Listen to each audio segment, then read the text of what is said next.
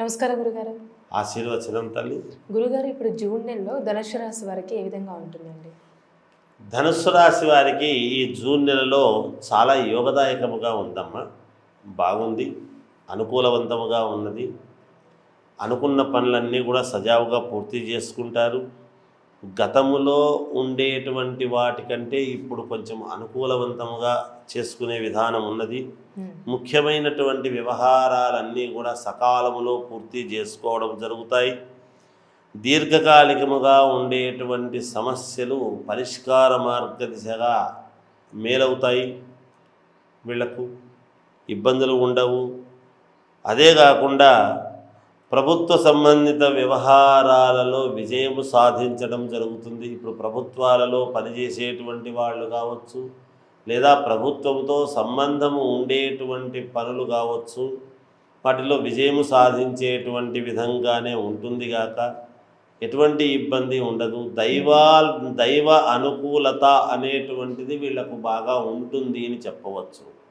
ఎందుకంటే గురువు మిథున రాశిలోకి వచ్చేసినాడు కాబట్టి సప్తమ స్థానంలో గురువు ఉండేటువంటి దాని వలన చిన్న చిన్న ఇబ్బందులు ఉంటాయి, మెరుగైనటువంటి పనులు ఉంటాయి.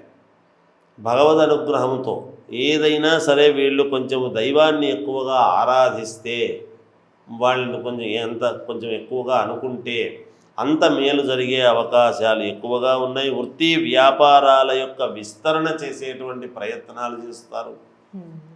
ఎవరెవరు ఏ ఏ రంగాల్లో ఉన్నారో వాళ్ళు దాన్ని కొంచెం విస్తరణ చేసే ప్రకారంగా ఉంటుంది.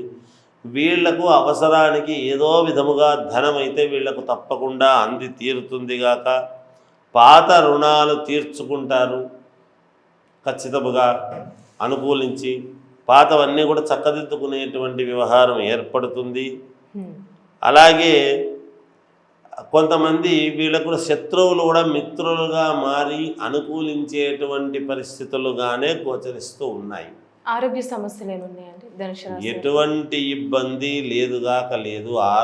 అనారోగ్యము అనేటువంటి మాట ఉండదు. చిన్న చిన్న తలనొప్పి, కాలు నొప్పి అంటే ఇవి పెద్దగా అనారోగ్యం అని అనడానికి లేదు కదా. పోయి వెంటనే చూసుకుంటే వెంటనే దాన్ని త్వరితగతిన బాగా అయ్యేదానికి అవకాశాలు ఎక్కువ.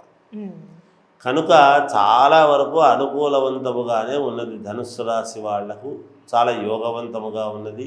శుభకార్యాలకు కావాల్సినటువంటి మాటలు మాట్లాడుకుంటారు, ఆ ప్రయత్నాలు చేస్తారు. కొత్తగా ఉద్యోగాలు కావాలి అనుకునేటువంటి వాళ్ళు కూడా ప్రయత్నాలు చేసుకుంటే జరుగుతాయి గాక కొంతవరకు బాగా పట్టుదలగా చేసుకొని తీరాలి అనేటువంటి దృఢ సంకల్పము వాళ్ళల్లో ఉండాలి. ఎంత ఉంటే అంత మేలు జరుగుతుంది వాళ్లకు అని చెప్పగలం. అయితే అండి, రాశి వారికి ఎలాంటి పరిహారం చేస్తే మంచిది?